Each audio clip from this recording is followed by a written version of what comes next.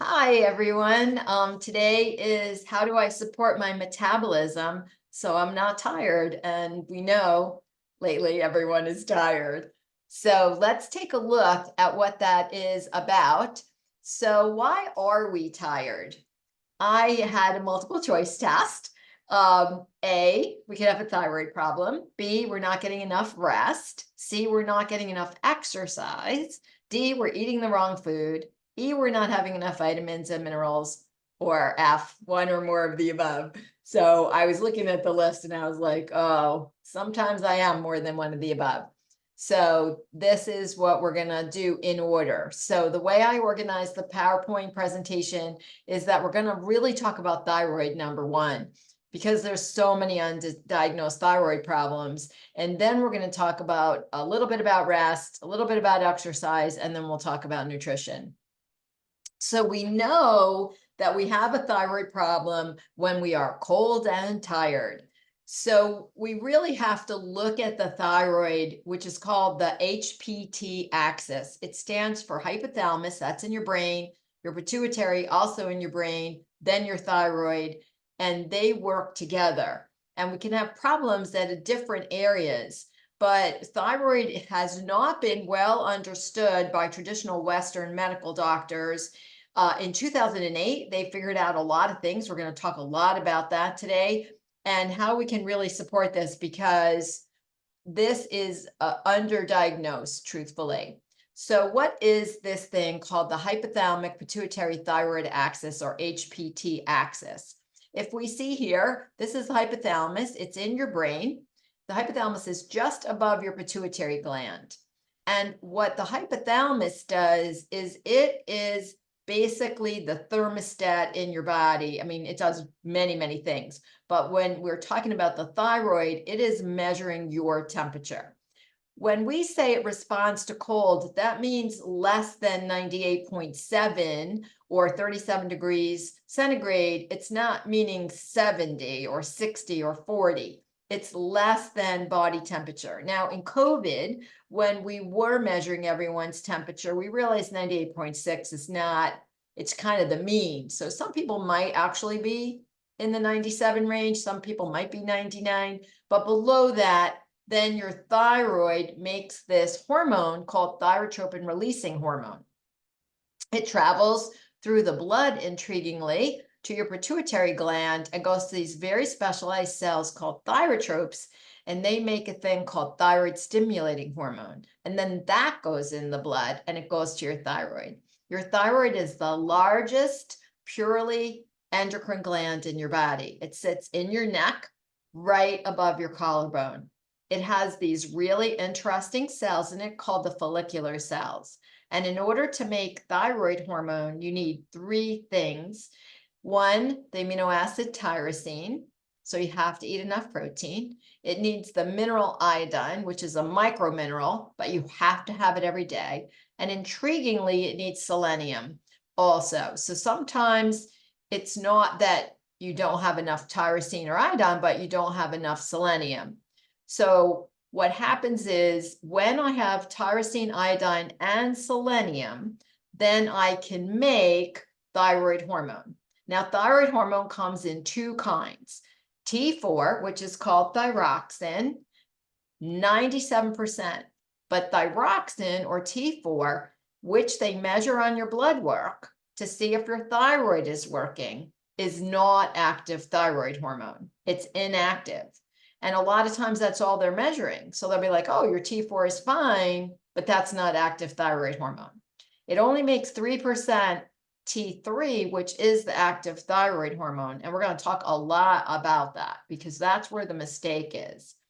So what happens is, in all honesty, you got to have a lot of blood work done. Normal medical doctors order TSH and T4 and call it a day. That is not enough. We have to really look at this number, T3. That is the active thyroid hormone. But when I'm going to take the iodine and put it on the tyrosine, that is this enzyme called thyroid peroxidase. This is the selenium dependent enzyme, and this is the one that can be missing where it doesn't work well because you're making an antibody against it, we have a thing called Hashimoto's. Hashimoto's is way on the rise. And you can also make antibodies against thyroglobulin, which is basically a whole bunch of tyrosines together, which is a very interesting thing in the thyroid gland. So you really need all 5 of these tests. This is according to the Mayo Clinic, Cleveland Clinic. Everyone agrees you should have all these done. Getting your medical doctor to order these, not always the easiest thing. So you can work with your nutritionist or your chiropractor or somebody, make the list, and you have to really stand up for yourself and say, look, I really need all these. I really think I'm having a thyroid issue. So I actually wrote down what happens, even though you're not the doctor, so that you know how they should diagnose it. So when we're looking at something like Hashimoto's, which is way on the rise, what's happening is that your thyroid gets enlarged. So here's this bigger, larger thyroid where you're making antibodies, usually either against TPO, which makes T4, or against thyroglobulin, which you need to make T4. And usually, if you truly have Hashimoto's, your TSH will be elevated. They should realize they need to do all the tests. Your antibodies are going to be high, your T4 is going to be low, but your T3 could be normal. Now, in order to have Hashimoto's, if you get that diagnosis from the medical doctor, from the endocrinologist, you really have to treat this very carefully because you're going to need a lot more protein. And the reason that people have issues is when we see here, muscle is the largest number of mitochondria. And we're going to see in a minute, that's what your thyroid makes. And so now I'm going to have muscle pain. If I have muscle pain, I'm going to get joint pain. And you're going to have to remove gluten and cow dairy. The reason you have to remove gluten if you have Hashimoto's is that red wheat has a very similar amino acid sequence to thyroid hormone. And so your body is actually making an antibody against the gluten and against the thyroid. And the reason Hashimoto's is on the rise is that we have hybridized the wheat over time so that the gluten content is higher and people are making antibodies. Now, I actually think that it's also on the rise because if you eat non-organic wheat, it has glyphosate or Roundup in it. And I think that's really making people have a lot of autoimmune issues. And this is why they feel better when they're gluten-free. Now, the problem with the cow dairy, it's very interesting because cow dairy is very, very high in iodine because when they milk the cows, they put iodine in the lines to cleanse them. And so cow dairy is one of the highest foods in iodine, which is an essential micromineral. And if they don't have enough iodized salt and no dairy, they could have an iodine risk because we're going to take them off the cow dairy. So they're going to have to be cautious. They don't want to have too much iodine, but they don't want to have too little. And because it's autoimmune, really needs some anti-inflammatory herbs. This is a medical condition. This needs to be medically managed.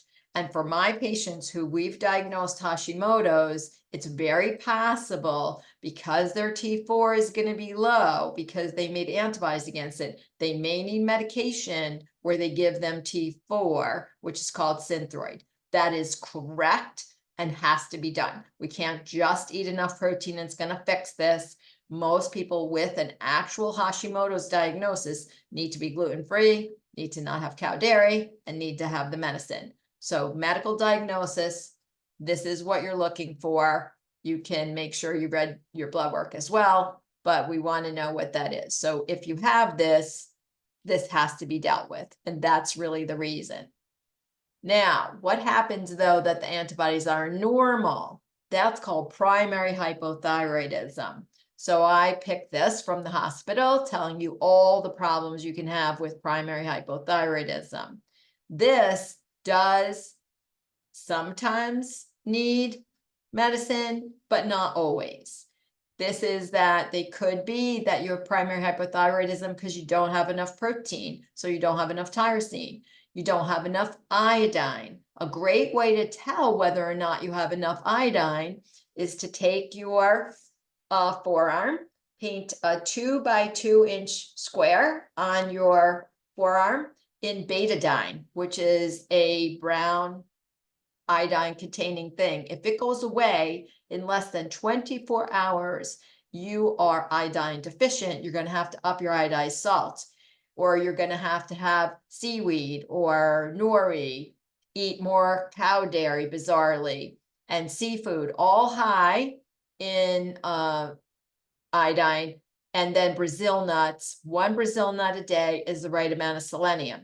So that's why I say, you want to see, do you need a little bit extra iodine? And you need a little extra selenium, and you need to have the tyrosine. You could have primary hypothyroidism because you just can't make it because you don't have the required things, especially when your antibodies are normal. So that would be really important to know. So you look at this whole list, this is a sign that it actually is your thyroid that's the problem. So if you have all these things, it's your thyroid. So that's a lot going on there. So you have that list there to see what's going on. I find it's not just the fatigue. The skin really has impact for primary hypothyroidism, the coldness, sometimes the paresthesia, constipation, I'm having trouble thinking, and intriguingly menstrual issues. When you have that and your heart feels like you just can't get your heart rate up. And bilateral carpal tunnel actually can be a sign that you're not pumping out the water enough, and could be your thyroid. So what's really the deal that I wanted to really point out, and I think that they're missing in traditional Western medicine, and that not everybody, but many. The hypothalamus made TRH, which told the pituitary to make TSH, which told the thyroid to make 97% T4, which is inactive. In 2008, they took the thyroid out of rats and they gave them radioactive T4. And they knew that T4 was converted to T3, and they thought that happened in every cell of your body. And then they realized in 2008 that it was in the liver, and that enzyme is a bile-dependent deiodinase. What that means is that bile has to flow. We're going to talk on the next few slides a lot about how to get your bile to flow. In 2008, the rat study came out. It wasn't until the summer of 2023 that they finally saw it in humans. I have been treating patients like they're rats since 2008 and having great results by actually saying, you know what, the doctor is right. There's nothing wrong with your thyroid. What's wrong is your liver. You are not converted T4 to T3, and T3 is active. Only T3 goes and has the number and size of your mitochondria, which is the powerhouse of your cell that causes you to have a basal metabolic rate. The mitochondria are largest per unit of tissue in your heart. You cannot burn fat without it. The next most that they have is in your brain, and then your muscle. Now, your bone has a lot of mitochondria as well. You can't make bone without mitochondria, but by weight, most mitochondria in your heart, followed by your nervous system. But you have so much muscle, you have a lot of mitochondria in your muscle. But your bone, your skin, every single tissue in your body except red blood cells has mitochondria. And so if I don't do this, everything is a problem. So this is the slide right here, T4 to T3. Number one thing I changed for people, their T3 was too low. There really was nothing wrong with their thyroid. The doctor was right. It's not your thyroid, quote unquote, but it is your active thyroid hormone. And that paper did literally just come out last summer, because I've been reading it every single year since 2008. And now we know, yes, humans, same as rats. So TSH and T4 are normal. That's what the doctor is saying. It's nothing wrong with your thyroid, but T3 is low. That's really the issue. You do not have the active hormone. Now, here's the rub. You have to have bile flow. The only way that bile flows in the liver is you have to eat fat at every single meal.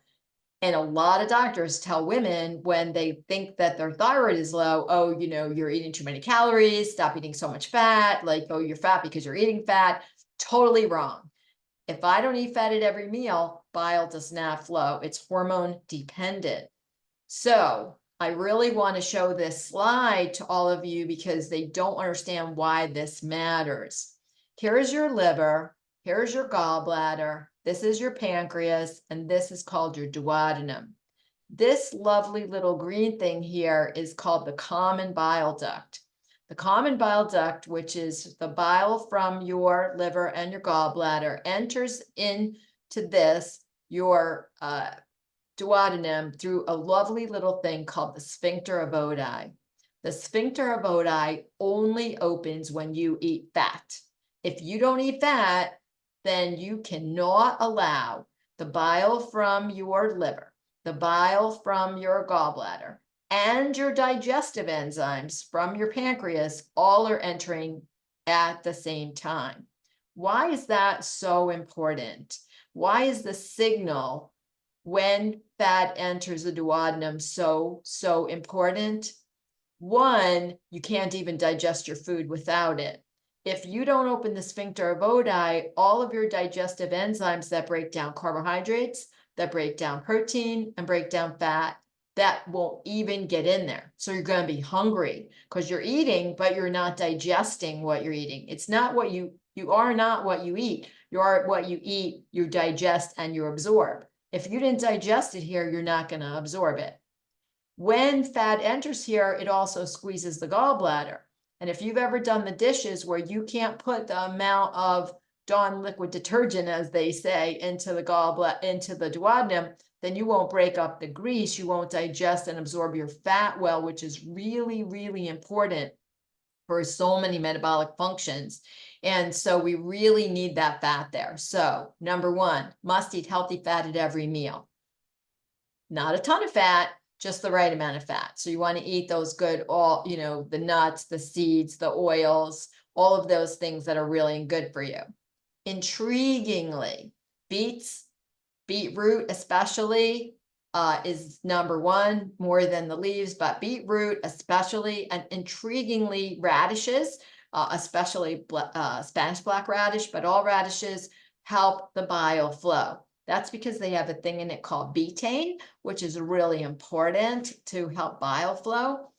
And having hot water with lemon, it's going to break up the grease, but you can't make bile, which you make in the liver, without vitamin C. So it's very important to have enough vitamin C. So this is why a lot of times you're like, I don't know, I just feel better if I have some hot water with some lemon, or maybe you make hot tea and you put lemon in it. And it's really just letting this get through. Then you also want to have, as well as the fat and the bile, you really want to eat fibers so that then you keep on making more bile. If you don't eat fiber as well, then the bile will be reabsorbed and it will get all junky. You really want to make sure you have good fat with fiber, works the best.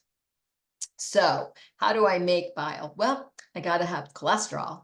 Bile is the number one product of cholesterol. You make 1 gram of cholesterol goes out in your bile every single day. So the best way to drop your cholesterol is to eat fat, which is counterintuitive, and you need vitamin C. If you are on a cholesterol lowering medication, that's going to be an issue. And so those people might actually have to take extra bile salts because they're going to have trouble breaking up their grease and they're going to have trouble making bile. So counterintuitive. 1 out of every 4 or 5 adults in this country are on a cholesterol lowering drug. And that's going to have a massive impact on their digestion and really has to be dealt with. So a little bit of fat would be good for them so that their bile will flow, but they're going to have trouble. And then what foods are high in vitamin C? Things like citrus or peppers, gal apples, Yukon Gold potatoes, all great for vitamin C. All fruits, intriguingly, celery, really high in vitamin C. I just love celery. And you really want to have the vitamin C as whole food because then you're going to have enough fiber. Even sweet potatoes has a lot of vitamin C, so those are great for you. Why do we care about the fat? Well, it turns out that we want to up our metabolic rate because this is why we're tired. When muscle burns fat, you get 131 ATPs. You want to think about ATP, that's called the energy currency. So you want to think, I'm burning fat, that's $131. I burn sugar, that's only $36. Well, you're going to be broke at $36 compared to 131, so you want to burn fat. Now, what do I need to burn fat? I need every B vitamin. This is the mitochondria. It needs every B vitamin. 1, 2, 3, 5, 6, 9, 12, all needed in the mitochondria. I need iron and sulfur in the mitochondria to burn fat. I need potassium. That's in things like oranges and bananas and potatoes and fruits and vegetables. And I need magnesium, which is in greens. But I also need this cool thing here called carnitine. What I say to my students is that fat is too fat to walk into the mitochondria. It needs to drive its carnitine in. And so if you want to get rid of your body fat, that cannot get into your mitochondria unless you have carnitine. All stored fat in your body that you have made yourself needs carnitine to get in, and then you can use it. But this is very B vitamin dependent in order to do this. And this electron transport chain also needs other things like copper. It needs iron, sulfur, potassium, magnesium. All of that is in this. So we can now see just from this slide, you're like, whoa, I'm not even making mitochondria without the thyroid. And now I can't burn fat. And also there is a penalty for fat burning by the muscle, and that is called exercise. You have to pay that. Now, carnitine, I want to go back here for a second. Here's carnitine, fatty acid, cannot get in the mitochondria unless it gets in its car, comes in, now you can burn it. Carnitine is trimethylysine, but this actually takes a thing called S-adenosylmethionine.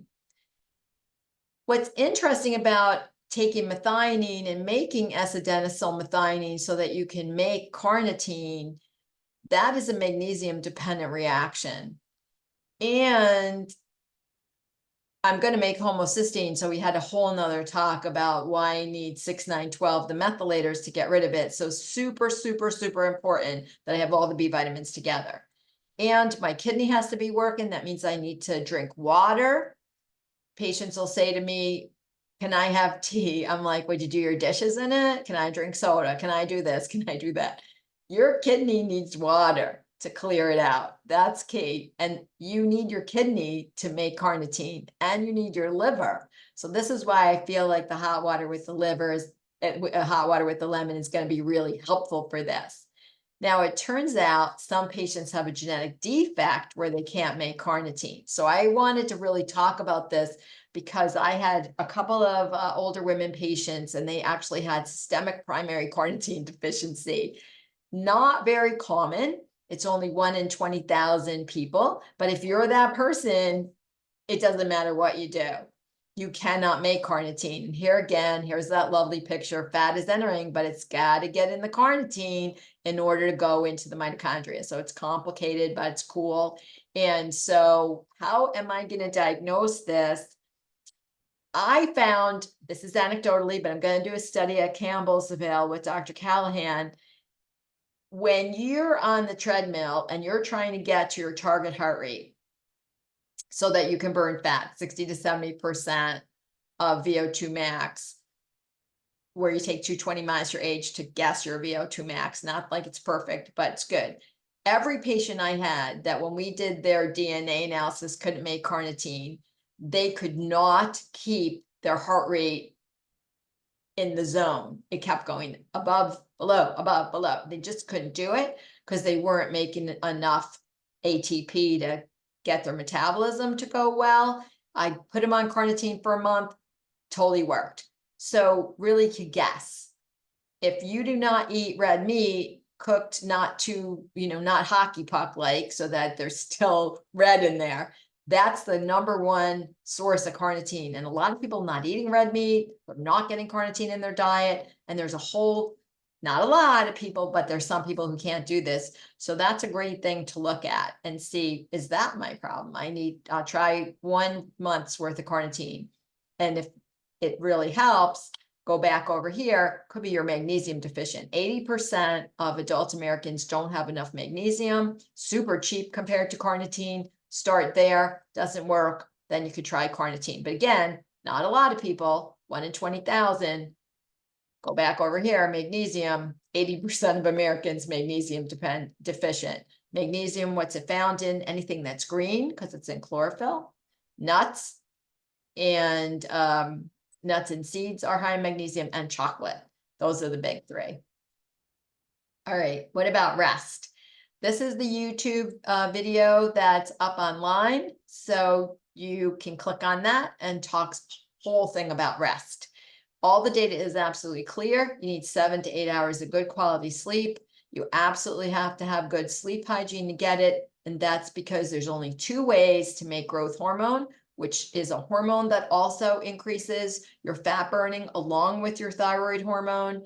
So exercise and sleep, critical for growth hormone, because it's really going to help you burn fat. And again, why do I want to burn fat? 131 ATPs versus 36 for burning sugar. So when I'm burning sugar, do not have enough energy compared to when I burn fat.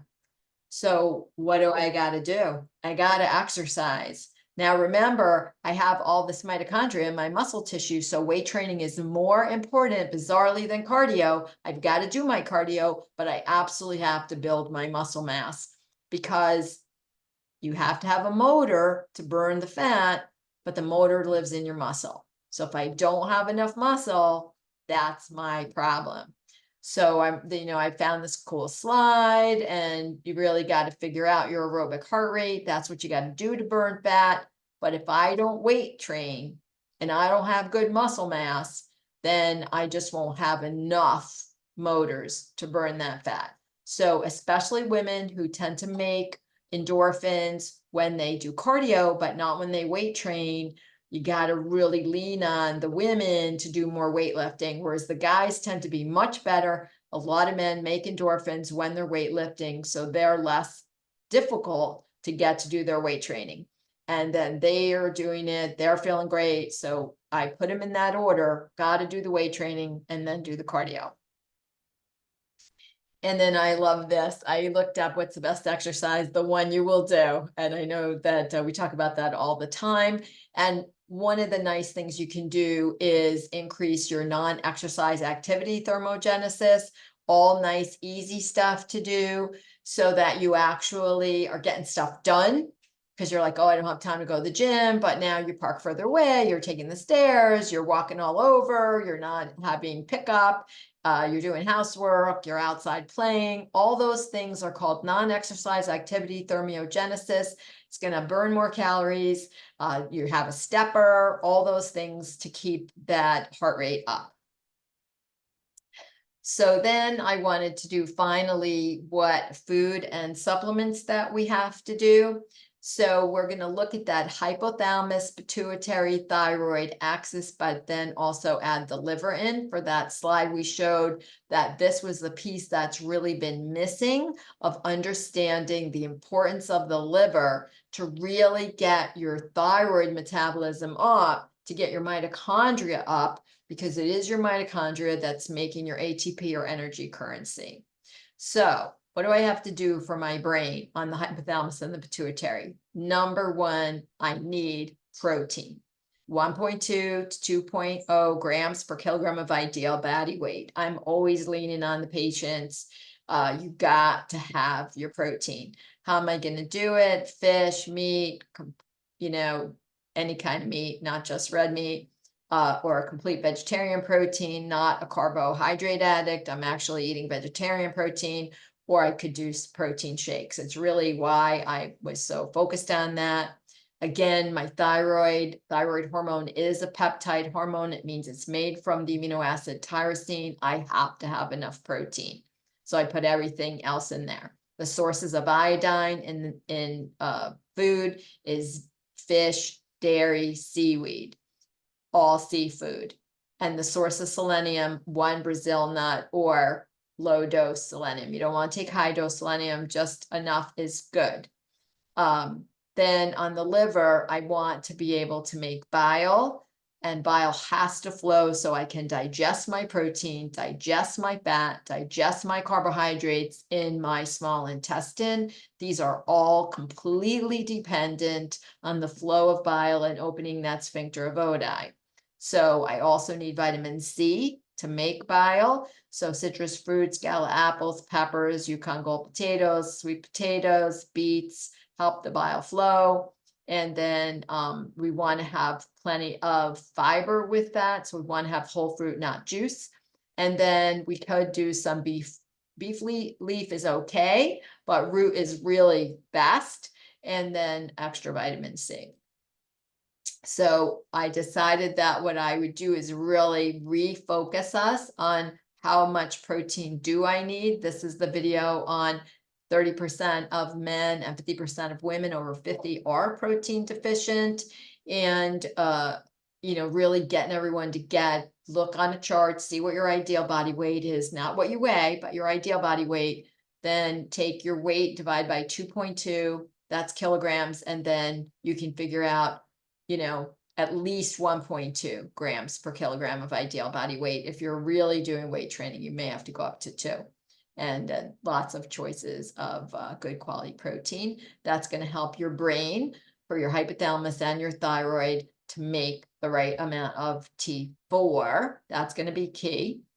And so that's why for one of the meals, I put in the 24 grams of organic pea protein, because that does have tyrosine in it. It has plenty of tyrosine in it. So that meal is done. And then maybe you have it with something else. If you don't have Hashimoto's, you can have it with organic whole wheat toast or any kind of whole have an egg. That's 6 grams of protein as well. We want to get somewhere in that 20 to 30 range is really great. And so we could do it for breakfast or lunch. Now, I wanted to talk about fiber. It turns out that when you have fiber with the good fats, you have to keep on making more bile, because the bile will go out and you will poop it out every day. So, and I also need carbs, or I'm going to be exhausted, because the literature is pretty clear. About 45% of all your calories should come from carbohydrates. So you want to not be calorie deficient. I kind of like 30% protein, or 25% protein rather, 30% fat, 45% carbs. That is when you really keep track of your caloric intake. Some people eat too many calories, but there's a bunch of us not eating enough calories. And so I do keep track of that. You can figure out that you have about 45% of your calories as carbohydrates when you count your fiber grams.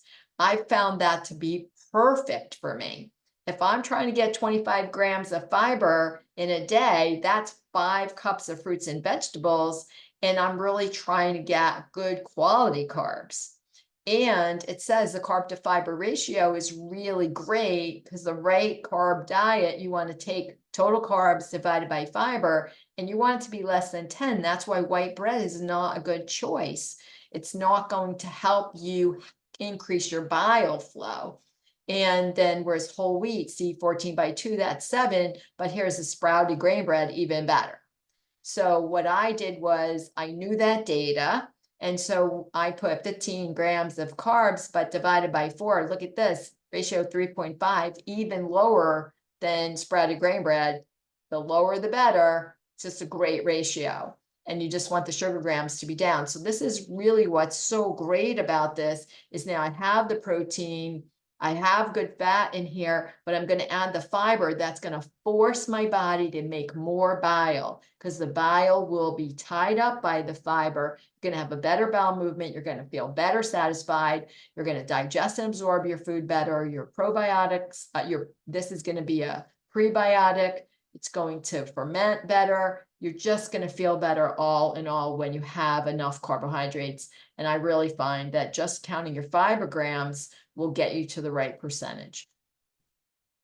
And then, of course, we need those healthy fats. So I made sure that we had a really good healthy fat. I put in sunflower lecithin only because it has a hypoallergenic source of choline, and choline is a very important functional food. It helps to do things called methylating, and it's really great for bile flow as well. And your food can only be digested and absorbed when there's fat in every meal. And so you just want to have good quality fat, nuts and seeds and healthy meats, healthy animal products. That's just really important. Now, for the mitochondria, which is the end result of having a normal thyroid, we have to have all the B vitamins that I'm going to need so that I can actually burn the fat, which is going to give me the extra energy. That takes all of the B vitamins. So the numbers of the B vitamins are 1, 2, 3, energy. B5 is also needed for energy. C2 and 3 together add to 5. And then 6, 9, 12, the methylators. 6 is pyridoxine, folic acid, and cobalamin. These are really important so that you can make more mitochondria. They do what's called cell division, but they also do mitochondrial division. And when I exercise aerobically, I make more mitochondria. When I lift, I make more muscle. The mitochondria lives in the muscle, so that's why I have to do both. So the literature is very clear. Weight training, more muscle. Cardio, more motors. I can't make more motors if I don't have all the B vitamins. I can't burn fat without magnesium or iron or sulfur. So iron comes in red meat. Iron comes in things like raisins. But a lot of menstruating women actually have to take extra iron, because if you're a man or a non-menstruating female, then you only need 8 milligrams of iron in a day. If you're a menstruating female, then you need 18. If you're a pregnant woman at your last trimester, you might need as many as 25 milligrams of iron. But that iron's got to come chelated. It's either iron bisglycinate or ferrous fumaro chelated, something like that. I need sulfur, but not iron sulfate. Will just constipate you. And sulfur is in all the cruciferous vegetables, but it's also found in good quality meat. And then we want to have antioxidants, because your mitochondria is a combustion engine. And so it's kind of always on fire. And so you want to make sure you don't burn yourself out, and you want to have antioxidants. And so you see here, it has the turmeric and the ginger in that slide. And then of course the magnesium is in there, the greens and the nuts, really great for that. So I knew that it's really hard for me to have a perfect 3 incredibly great meals a day. And I do plan out my food, but that is why I made sure that all of the B vitamins were, as you can see here, 100 of all. So all the B vitamins, there's 1, 2, 3. Pantothenic acid is here, that's 5, 6, 9, folic acid and 12. Everybody's at 100. I knew how important it was. I put in some iodine, I put in some selenium. I really got that we're going to have to do that. And intriguingly, you need some manganese actually, because that helps keep the fire out in the mitochondria. So it's really why I made this, was to support my thyroid, everybody's thyroid. And on our little brochure that we have, I really wanted patients to understand why some things are in there. Especially for your thyroid, you need that iodine and selenium. The manganese is a really important antioxidant in the mitochondria so that you don't get burnt out. And you know how like when your phone gets too hot, that can happen to your nervous system. So you really need the manganese. And then vitamin B3 just turns out to be really, really important to make cholesterol, which you need to make bile, and you can't really get everything working without that. And then the lecithin is really good for making sure you can use your nervous system and make your hormones correctly. The American Heart Association recommends that you eat 5 cups of fruits and vegetables a day, but really that's only true for women. Men need to eat 9. And they lowered it to 5 for everyone, because still 40% of the US is not even getting 5 cups of fruits and vegetables in a day. And that's the #1 source of vitamins and minerals. And so that's why it's so great to have that nice little buffer in there, and you have your vitamins and minerals. Beets and radishes, super great for bile flow. You want to have it with some fat. So great thing to do is make a salad where you put like maybe some goat cheese and some beets in there. maybe some radishes, and that's just going to be maybe some nuts in there. Put some olive oil and a vinaigrette dressing on it, and you'll just feel so much better. That's why those salads are so delicious on those beet salads. They're really going to help the bile flow. Beets are very high in fiber, and so they're really going to bind that bile, lower your cholesterol, and keep that bile flowing. And it is the flowing of the bile that converts the T4 to T3. Not well understood. We thought we were detoxifying the liver, and that was the reason people were losing weight. But now the literature is clear as of 2023, it's that you make more active thyroid hormone. You cannot make bile without vitamin C. And so the people who vilify fruit, they're like, oh, fruit, not good for you. Wrong. Got to have fruit. And so any fruit is anything that has seeds in it. So all of these things over here have seeds, but intriguingly, all plants have some vitamin C. So even broccoli has vitamin C. And it doesn't matter, white potato, Yukon gold potatoes, anything yellow, very, very good. That has quercetin. That's how you know it comes with vitamin C. Sweet potatoes are very high in vitamin C. And then we want to make sure that we don't have inflammation if we have Hashimoto's. So we have those antioxidant herbs in there, the turmeric, the ginger, the cinnamon, and we want to reduce gut inflammation. If the gut is inflamed, we're not going to digest and absorb our nutrition. That's going to make a lot of aggravation there. And now we're like, oh, I don't feel good and I'm not digesting or absorbing.